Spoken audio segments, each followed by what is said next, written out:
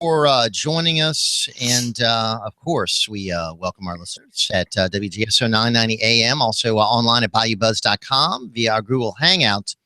To participate is 504-556-9696. Our special guest, ringside all-star Steve Sabludowsky. And Steve, welcome aboard. How you doing? I'm doing fine, Jeff, and yourself?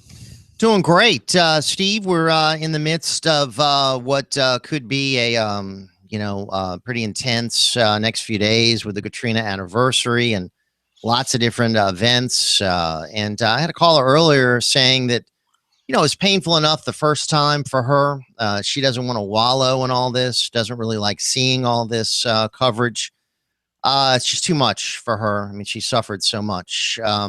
What are your thoughts about it? You think it's going to be something that a lot of people will enjoy seeing, or will be too painful? Oh, sure. I mean, enjoy. I'm not so sure. Enjoy. Yeah, it certainly will be painful. I think that I'm glad it is being covered. I mean, we were begging for the media to cover us, for years. And so we have a good story to tell. It's not a complete story. There's a lot of a lot of people have not benefited from the recovery, but I think that if you look at it in terms of what the country has done for us in our community and many of the media leaders, I think it's it's a great story.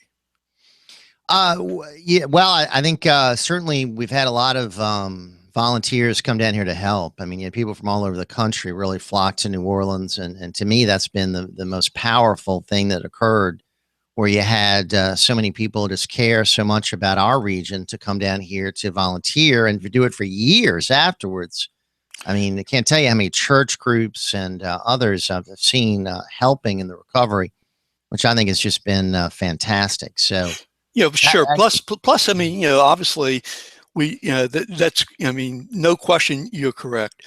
But the billions of dollars that we received as part of the recovery to supplement, whatever insurances, people had, I mean, without doubt, we never would have, it's not even close, would not have been able to recover. So we owe, in a great sense, we owe it to our brothers and sisters around the country who through their taxes were able to assist us. And that's where I think we get to a worrisome point as to how much of that was misdirected, how much of that was stolen, how much of that was not spent on the right things. We've certainly seen a long line of people get indicted and go to prison for Katrina-related corruption. And I think that's one of the stories here as we look back over 10 years, the leadership problems that we've had here in the local area. I mean, I think that to me, it's incredibly telling, Steve, that we've got the three key leaders who were with us for Katrina. They're in prison right now. I mean, that speaks volumes to me about the problems that we had prior to Katrina and the problems we've had since Katrina with political corruption. Latest poll that I saw of corruption done by the University of Indiana says Louisiana ranks second per capita as far as amount of political corruption going on in the state. We certainly know we've kept U.S. attorneys busy for decades. So that's one of the issues in the Attorney General's race. I brought it with Jeff Landry. I want to see the Attorney General of Louisiana doing a more aggressive job going after corruption here and not always having to depend on the federal government to clean up our mess. Well, yeah, I mean, certainly there was a black mark against us and the Katrina recovery. But, I think over and above that, when you consider, again, the billions of dollars that we received, how much of that, actually went through corruption, I think it's just a very, very minor amount. Yeah, there were people who really benefited, no question, who really got rich from this. And some people didn't get rich at all. Some people just contributed. So, that happens. But to where would we have been, again, without the really billions of dollars that the Gulf Coast received? on Bayoubuzz, we did a video that we're going to showcase today. And what we did was we took a look at before and after Katrina, at least before Katrina and then the day after Katrina. And we took footage, but the footage we took was from Google Earth. And to look at, it's just absolutely incredible. We'll put it up later this morning. Just the profound, amazing destruction, for miles and miles and miles from west of New Orleans to the Gulf Coast, beyond Biloxi. It's just absolutely amazing. And those things I think we need to remember. And again, insurance companies were trying every chance they could, to not pay, and I'm sorry to say it, but that's the truth. I think a lot of the focus should be on the people who lost their lives, the 1,800 plus people who died during Katrina, all those who were left stranded here, all the problems we had as far as evacuation, all the mistakes that were made here, the local, state, and federal level, which I think led to so many people dying. The improvements that we have made, of course, with flood protection, I think are certainly something to celebrate. The planning that we have now is much better as far as how to evacuate, get people out of these disasters. We saw the problems with us, putting people in the convention center and the Superdome. We know the response was late. By the time General Honore got down here, so much destruction had already occurred. So yeah, it's so multifaceted, so many ways to look at it. There's a lot to celebrate because we have been able to make a lot of progress, but a lot to, I think, reflect upon. And I don't think we can ever forget the people that we lost during Katrina. I lost a mentor of mine. Oh, you did? Gentleman who gave me my start in radio, a guy who was my colleague at WTIX 690 AM, man who really was instrumental in the whole conservative movement. Ed Butler, one of the victims of Katrina. Sad, very sad that he lost his life, and as a result, led to hospital stay, which eventually led to his death. But it was one of the many victims of that tragedy. Hey, Steve, let's take some calls. 504-556-9696. Jeff Crouere here. Steve Sabludowsky with us. It's ringside WGSO 990 AM. Also, check us out at Bayoubuzz.com. Let's see what our friend James in Metairie has to say. What's going on, James? Good morning. Well, Jeff, good morning to you, and hello, Steve. Jeff, it's amazing to me, and Steve, Tea Party, right? All this talk about we're going to save America. They're the Messiah Party. Well, you know what's going to save America, if anything? It's millennials and minorities who are going to save America from people such as your guest and the Tea Party. That's the only thing. Well, we need to let Steve know who we're talking about here. We visited earlier with Katrina Pearson of the Tea Party primary. They're doing a online primary. And she let people know about the opportunity to vote on there, about what people, who they liked as far as the 17 GOP candidates. Well, anyway, Jeff, okay, let me talk about, once again, the monuments. You're going to be hosting or be the panel moderator for some event today by the status quo, by the white conservative establishment here in New Orleans. We hear people talk about being upset about Katrina, the 10th anniversary of the media coverage. But, I bet you those same people, most of them, are in favor of keeping up a statue of an enemy, evil Confederate general, responsible for killing tens of thousands of U.S. servicemen. So the white conservatives don't seem to have a problem with having statues of enemy military leaders. I'm just wondering, would they be okay? Remember, Jeff, recently Al-Qaeda #2 on the Arabian Peninsula was killed. Would they have a problem with putting up a statue to that evil enemy general? And Jeff, I just want to say one thing. It's been about 2 months now since articles appeared in the Times-Picayune and the other media outlets. And I guess you're still working to get Sean Anglem. Yeah, I think next week we've got someone coming on. Well, I certainly hope so, Jeff. You had about 5 people, including Gary Mason, who presented a very weak case the other day. That's your opinion. I thought it was I thought it was a pretty strong case. Well, it wasn't strong at all. It was not strong at all. Okay. And if that's the best they can put up, then that movement has. Well, I encourage you, even though you have an opposing view, if you'd like to hear their historical experts are going to be there today. It's going to be, I think, a very distinguished panel. You're going to have folks who are going to give different perspectives about it. Not everyone's going to be coming from the same place. I'm honored to have been asked to moderate the forum over at Generations Hall. So it is, I think, going to be educational. It's not going to be in any way confrontational, or it's not going to be in any way denouncing those who are supporting the removal. It's just going to be making a case for, preserving our historical monuments and recognizing them and not removing them.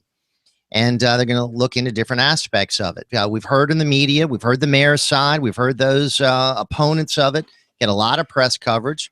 This is a group who was started back in 1989, well before this controversy. They've restored Avery Alexander statues. They've restored all the statues of both white and African Americans who are recognized. That's what they're all about. So they're not political. They're not ideological. They're not race oriented. They're just about preserving monuments.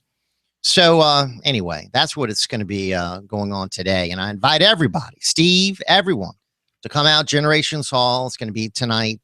Doors open at 5:30. The event's going to begin at 6. And I think it's going to be, a constructive discussion. Steve, your thoughts? I wasn't aware of it. So are you going to have speakers from, say, from the other side, those who maybe... No, these are speakers that have been put together by the Monumental Task Committee, people that are going to be associated with their organization, including the founder of that, Pierre McGraw. So it's not supposed to be something where we're bringing on the mayor or somebody from his administration, but the public is invited to attend, and I'm honored to have been asked to moderate it. So we'll see. We'll see what different viewpoints are presented. But anyway, Steve, you're invited. The listeners are invited. Hang on. We're up against the clock. Got to come back for more. Steve Sabludowsky with us. Jeff Crouere here. We invite you to join us at 504-556-9696. It's ringside right here at WGSO. Busy 10 o'clock hour. We'll kick off with Steve Sabludowsky a little bit later on. Author Blaine Lord is going to be joining us. The book, Born on the Bayou. And also, we talk about another interesting new author. It's about a murder conspiracy. He'll tell us about that.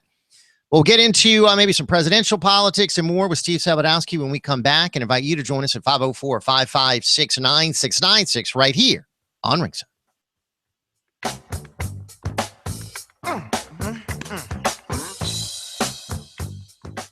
WGSO 990 AM, New Orleans, Louisiana. 60 years of speaking easy, New Orleans style. This is the Blaze Radio News. I'm Chris Barnes. Go figure. Now a major rally underway on Wall Street. Just before the hour, the Dow up still over 300 points in early trading. The stocks soar after China cuts interest rates overnight to shore up its stumbling economy. European markets also rebounding today. Still, as China's getting the blame for the volatility in the markets in recent days, the top polling Republican says President Obama should downsize his dinner plan for the Chinese president's upcoming visit. I'd get him a McDonald's hamburger and I'd say, we got to get down to work. Republican candidate Donald Trump telling the O'Reilly Factor on Fox News. We'll give him a state dinner, and what he's done is sucked all of our jobs. The terrorist attacker, overpowered by passengers on a train in France, looks at an online jihadist video just before he boards the train in Brussels. They say it was a video of jihadist songs that he watches on his mobile phone, which he just activated that morning. This is news on the Blaze Radio Network. Everyone is making the switch to the Blaze to make it their source for the truth. Why not make it your source for the truth? Make theblaze.com your homepage for news that the other outlets won't even touch. Subscribe to The Blaze TV at theblaze.com/TV or on Dish Network and get access to original programming like For the Record, the show that exposes what's really going on that the government doesn't want you to know. And Real News, the daily conversation on the topics of the day that matter most. Check out the Blaze Radio Network at theblaze.com/radio with original shows like Buck Sexton, The Morning Blaze with Doc Thompson, Pat and Stu, and Jay Severin. Or if you need something to hold in your hands, subscribe to the Blaze magazine. So basically, anywhere you need to go, you can take the truth with you by taking the Blaze with you. This is the Blaze. Truth lives here. So just to recap, anywhere you need to go, you can take the truth with you by taking the Blaze with you. Find out all the ways at theblaze.com. California State Capitol planning a weekend parade for the 3 young American heroes who stopped the terrorist who has an AK-47 from shooting up a train in France last Friday. U.S. Airman Spencer Stone, National Guardsman Alex Scarlatos, and Sacramento State University senior Anthony Sadler help overpower and disarm the man. They see him cocking the assault rifle and jump into action. Again, California planning a parade in their honor this weekend. Another suicide is being linked to the Ashley Madison hack. Canadian police confirming a suicide victim is outed as a user on the popular infidelity site. This a day after San Antonio Police Captain Michael Gorham commits suicide after he's named in that hack. The Hillary for President campaign reportedly on the lookout now for undercover conservative stings. The Blaze Radio's Kay Long explains. Time magazine saying the Clinton team worried about conservative operatives trying to infiltrate the campaign to try to uncover illegal or improper activities. Concerns raised after 3 women volunteers asked questions about skirting campaign finance laws. The former Secretary of State surrounded by questions about her use of a private email server during her tenure at the State Department. President Obama still promoting renewable energy. Here's the Blaze Radio's Greg Moore. President Obama looking to promote renewable energy projects through a new series of executive actions. Speaking at the National Clean Energy Summit in Las Vegas, Obama said providing support for green projects isn't just good for the environment, but it's also good for the economy. And one of the reasons we've done this is not just because it's good for the environment. It takes workers to install all this new capacity. And that's why last year the solar industry added jobs 10 times faster than the rest of the economy. The president detailing some of the new actions which encourage investment in green energy projects and make it easier for people to equip their homes with solar panels. This is news on the Blaze Radio Network. Truth lives here. Erica out in the Atlantic, just like Danny, following that same track, expected to also diminish after some intensification over the night.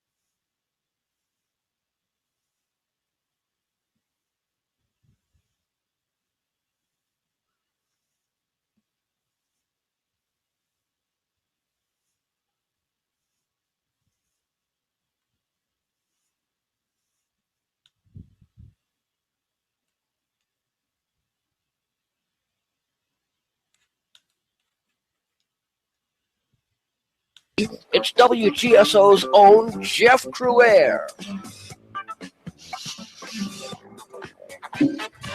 Hey, we're back. Thanks for joining us right here on the airwaves on WGSO 990 AM, WGSO.com, and via your mobile device on the TuneIn app. We're here weekdays 7 to 11. Each day we have a Ringside All-Star.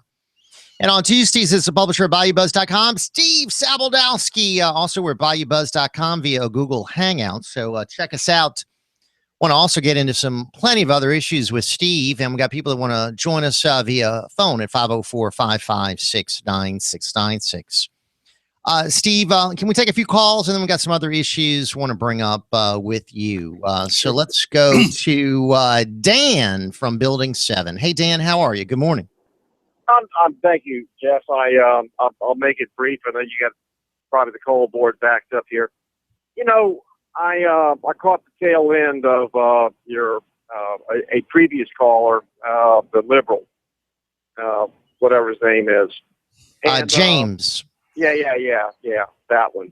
And he's all in favor of tearing down the Confederate memorials and so forth, or memorials to these three Confederate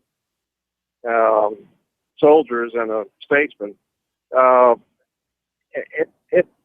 I am not, if I'm not wrong, didn't I send you a story recently that explained that the U.S. Congress, in somewhat recent years, enacted a law that declared all the Confederate soldiers, Navy and Army, to be actually U.S. soldiers, veterans of the United States military?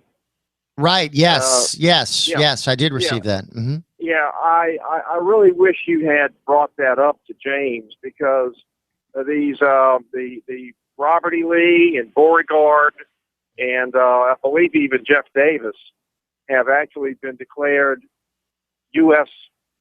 soldiers or personnel of the United States military. They are no longer Confederate soldiers. They are U.S. military soldiers, deceased, and they are due all the respect and all the admiration and all the loyalty of those other U.S. soldiers that are buried at Normandy and up in the national cemeteries around the country. You know, I'm trying to drive and think, and I can't do both, but the this BS of denigrating and defaming war dead has got to stop. It's got to stop, Jeff. Well, I think the rhetoric is hateful, and I think talking about General Lee, and I've defended him 100 times on this program since this whole thing came up, and I'll do it again.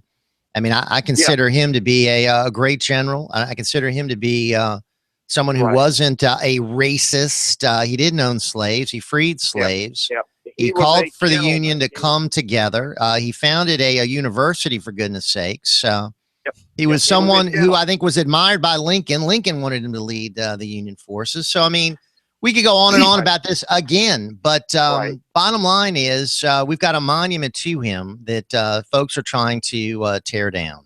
Right. Do you believe perhaps you can get Daryl to quickly Google that up and cite the particular law? I'm sure it couldn't be too hard to find, okay, given current history. But I think that'd be good if you could get Daryl or someone else in your archives department to go ahead and pull up something from Google. And I mean, that's every time you get some crackpot on there that starts talking trash and talking stupid, then maybe you ought to bring that up to them.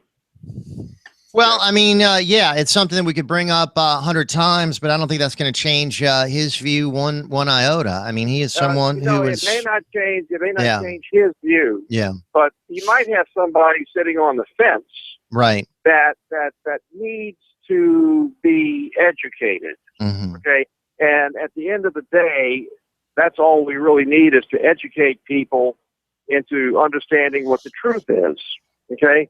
And all too often in our culture right now, the truth and the lie are being reversed. The lies are being passed off as truth. Truth is being passed off as lies. All right, my friend. Hey, Dan from Building 7, I want to thank you for your call. And we'll try to get the specifics of what you're talking about researched. And Daryl's on it right now. Steve, your thoughts?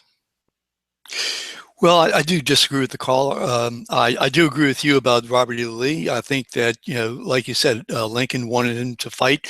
And then for the Union next day, I think he decided not to and to join the leadership of the Confederacy. In my opinion, again, I believe that we should keep the statues up. I'm not in favor of tearing them down. I think they're, historical. I think that that's really what, that's the way I perceive it, although I recognize others perceive it differently. I disagree from the standpoint that talk about. I mean, first of all, you and I, you're saying we agree on General Lee. We agree on the statues. Yeah. Okay. Because you don't want to take them down. Neither do I. All right. Okay. So tell us where we disagree. Well, I do believe that, that you had United States and you had states that pulled away from the United States. I think they were traitors. And I do believe that talk about whitewashing history, making them to be heroes when they were killing American soldiers. I'm sorry. I just disagree. I do respect, the desire to memorialize history, but to do the same thing to those people who are trying to kill American soldiers. I'm sorry if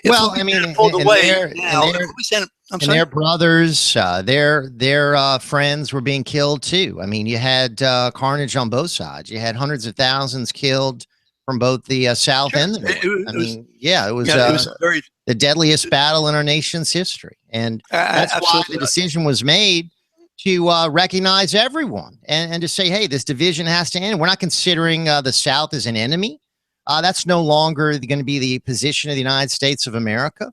And that's what our friend was bringing up there. So, well, wait, hold on. If in my opinion, at least, do we consider South to be an enemy? Absolutely not. I mean, they are now, the South is thankfully back into the fold, has been since for 1865. Yeah. So I mean, that's, it's not an issue right now in my mind, South versus North.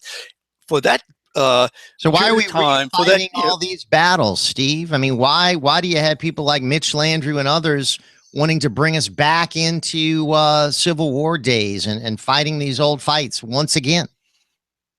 I don't agree with the mayor, for the reasons that I've stated and many reasons that you've stated. I just think it's wrong-headed. I think that is history, and and can't we celebrate recent leaders with new monuments? Can't we do a better job of recognizing more recent contributors to New Orleans in a positive way? Make it a positive thing? Yeah, I think so. And I think likewise, like I said, I'm in favor of putting placards up to distinguish and to say, look, this was a very bad time of our history, but it doesn't mean that these men, were bad men at all. I mean, especially Robert E. Lee. A caller pointed out that it's similar to what you see in Italy right now. You go to Rome, you see all these, you see the Roman Colosseum, you see where they celebrate the Roman Empire, and you don't have Italian officials saying, hey, we need to tear down the Colosseum because of atrocities committed during the Roman Empire. I mean, there were atrocities galore committed against all kinds of Jews and Christians and others who didn't support the empire. But they're not saying, hey, let's tear down these historical monuments. Let's recognize it as part of history. Again, I agree. I think that if you're going to use a symbol, whether it's a monument or a flag or whatever, to send a message of, and provoke, and send a message of hate, then I have a problem with that. Okay, but I don't see these statutes doing that. I don't either. And so that's where I disagree. Okay. With, All right. Hey, a report from Wall Street. The Dow now up 405 points. So we've had a recovery this morning, which is good news. Rebound on Wall Street. 2.54% increase. Yesterday, of course, the Dow down 588 points. We'll see where it ends up today. All right, more with Steve Sabludowsky More of your phone calls. Come join us, 504-556-9696 right here on Ringside WGSO, 990 AM. Also doing a Google Hangout on Bayoubuzz.com. We'll be back. Are you furnishing an apartment, bed and breakfast, or your kid's college apartment? Then make sure you check out the inventory at Canal Furniture Liquidators. We carry top quality furniture and artwork from the city's 4- and 5-star hotels.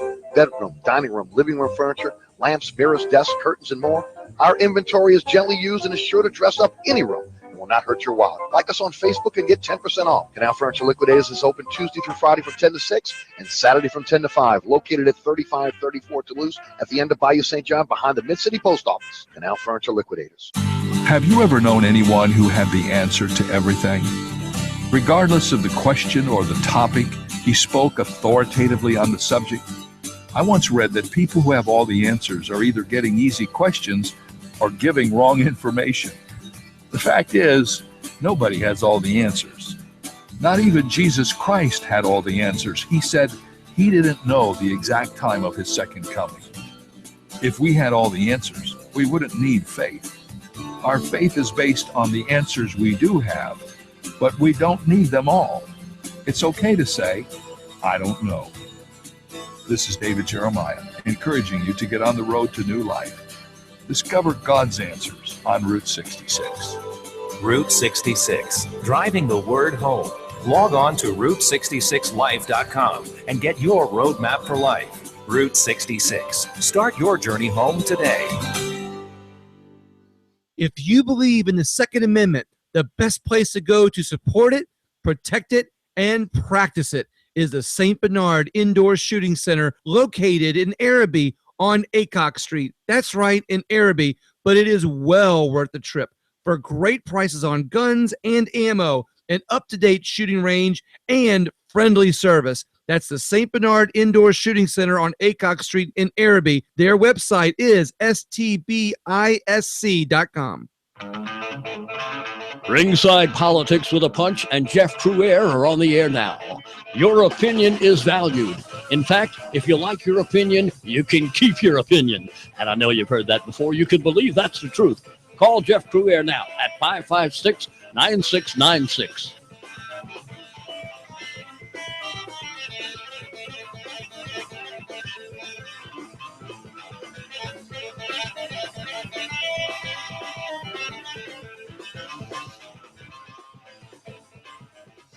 Hey, welcome back. The decision to recognize Confederate soldiers as American veterans made at the in 1958, I guess during the Eisenhower administration, also during McKinley's tenure as president, 50 years really, actually 40 years after the real start of hostilities with the North versus South. He said it was time to put aside differences and recognize the Confederate soldiers as, American heroes along with Union soldiers. It was an effort of reconciliation back in 1898 by President McKinley. So, I mean, my goodness, if he could do that then in 1898, I mean, you would think we could do that today. Joining us here, Steve Sabludowsky, Bayoubuzz.com, publisher Jeff Crouere here. We're taking your calls, 504-556-9696. Steve, any comments before we take some more calls? Yeah, actually, if I can just change the subject a little bit. Yeah. I just happened to see, and you might have talked about this already, but I see that that Donald Trump has already started back to trash, in my opinion, Megyn Kelly, and so that's kind of that's going to be an ongoing story. Basically, retweeted a comment where she was called bimbo, and so that's I guess our next president. Well, he said, he preferred the Kelly file without Megyn Kelly. I think she took an 11-day vacation or something like that. By the way, I noticed that he's going to be going to South Carolina on Thursday. It'd be very interesting to see what kind of crowd he has. He's leading by 2-1. A poll just came out. So in South Carolina, and he put up a tweet saying basically teasing the other candidates, that he was winning 2-1. What do you make of, and real quick, what do you make of Joe Biden now being given a presidential blessing, I guess, a seal of approval from Barack Obama to enter the race, according to CNN? Well, the more the merrier, just like you said before, the more the merrier. So what do I think about it? I obviously, I think that Clinton has an issue, has a few issues dealing with email. When I heard about the server being in the bathroom closet, I mean, that's just astounding. Amazing. And so I look forward, like I said, I look forward to those hearings, to see exactly, hopefully the questions are answered, and hopefully the questions are not speeches, but they're questions. Yeah. Like I said, to interrogate Hillary. And let's get some answers. The facts. Let's make sure it's not like the Fox News debate where the questioners take up 30% of the time with their questions.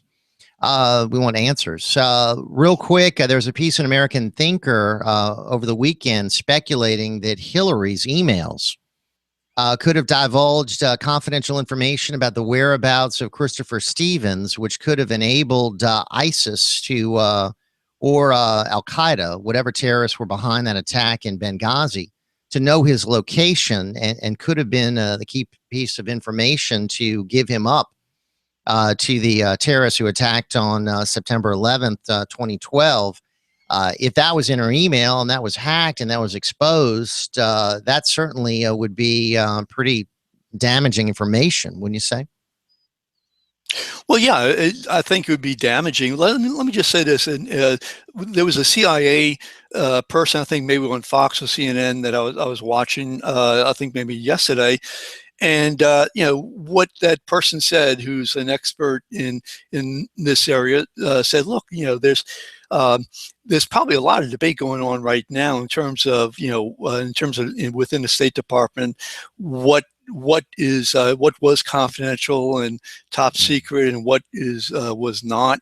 And that debate's going on, to the extent, and I think that what Hillary was saying is that if there was mark classified, then that was something that was was not on her email, not on a server, and so I think that may be where it may have retroactive effect in terms of what something was classified versus not classified at the time. Yeah, we shall see. I did notice, Steve, she didn't answer the question when she was asked by Ed Henry of Fox News, did she wipe the server clean? She said, oh, you mean with a cloth? And then she wouldn't answer the question. So obviously, I think she did or authorized it to be done. And that tells me that she had something to hide. That's my view of it. Yeah, so, and like I said, hopefully we will find out. That's, I think, a lot of facts out there, and I look forward to more candidates coming out there and joining the fun. And even in the Republican Party, well, they got 17 already. I mean, I don't know how many more they can take, but the Democrats certainly need more. So I hope Joe Biden, I hope Elizabeth Warren, I hope John Kerry, I hope they all jump in. All right, let's take some more. 504-556-9696. Someone who supports the Democrats vigorously. And, of course, well-known contributor here on the program, David Bellinger, a.k.a. the Flaming Liberal, is with us. Flaming Liberal, welcome aboard. Good morning. Thank you, Jeff, and good morning, Steve. Jeff, before I talk about Trump and the economy and trade and China, let me say your former boss, who you just honored, Ed Butler, and I deeply miss Ed Butler, even though we've had our differences. Ed Butler said he wanted to dig up the remains of Justice Blackmun and hang him. Well, David Bellinger would say, I would like to see the remains of all these Confederate so-called heroes, actually traitorous beasts. I would like to see their remains dug up and hanged, and I'd like to see these statues grounded into dirt and dumped into the river. Now, that's my position. Jeff, I have said on this program in the past, not long ago, the last thing this country wants is a trade war with China, as Donald Trump is proposing to do by putting a 25% tariff on all imported Chinese goods. Look what's happening when the Chinese, we don't even have a trade war, but the Chinese economy has weakened, and look what it's done to our financial markets. And for all those people bashing, and I was at a doctor's appointment yesterday, so I didn't hear the program, but I understand President Obama was bashed for this pullback in the stock market. But where was that praise when we went from Bush 6,000 to Obama 18,000? Larry Kudlow, an economic advisor to President Reagan, a conservative economist, a man I generally don't agree with on economic issues, has said on CNBC that Donald Trump would put this country into a recession. And I would even emphasize that or raise the ante and say a severe recession, if not a depression. I've said on this program a few weeks ago in the Picayune, it was reported from the Port of New Orleans. And I worked for steamship companies in New Orleans. I know the importance of the jobs that the port creates for Louisiana and New Orleans. The two top trading companies with goods leaving the Port of New Orleans are China and Mexico. Donald Trump. Let me ask this. You do agree that we need to have fair trade, not just free trade, right? I want to have the best trade. Do agree that our goods are not given free and fair access to consumers in many of these countries, correct? Yeah, you're going to save money every time you shop and buy a Chinese product, and you have more money to save. But you and I would both agree that it would be better to have Americans making those products, right? Jeff, no, you're not going to put words in my mouth. Well, we don't buy products made in Mexico and China. They cannot afford to buy our products. Here's what I'm saying. You had your say. Here's what I'm saying. I'm saying this, that our manufacturing base has been decimated, that we do not have fair trade with these countries, that our goods are not given access to their markets in the same way their goods have access to our markets. I think Trump is threatening that tariff if they don't play fair with us. And I think they should play fair with us. Again, I think we've been kowtowing to them for a long time. Thus leading, hold on, Steve, we've got a massive trade deficit with China. Massive. And the trade deficit has been growing like crazy. So I think that's his point, and the point that manufacturing is suffering big time in this country. We don't make so many goods here like we used to. And that needs to be addressed. I think it's good. I think it's positive. I agree with you, but I think that Donald Trump is the wrong messenger. I mean, after all, he has his shirts manufactured, the shirts that he sells, and he's talking about America first. Yet, he's making money, and he's saying that he blames that on China, that his shirts are being manufactured there. I mean, look, he could have, that's called hypocrisy. I have a friend who had a maid who was from Mexico and said, "Hey, I'm not going to deal with this. We're not going to have this maid." That took courage. It doesn't take courage for somebody to run for president. Blast. He's I think he's rightly blasting the situation that we find ourselves in. But he's the wrong messenger. There are not a lot of options to get these goods made in the United States like there used to be. Ties, garments, electronics, no longer made here. So there's not a lot of options here in the United States like there used to be. Steve, with that, unfortunately, we're out of time. Thank you very much, my friend. Bayoubuzz.com. Check it out. I'll have a column there later on today. Folks, hang on with us. Some more great guests joining us right here on Ringside.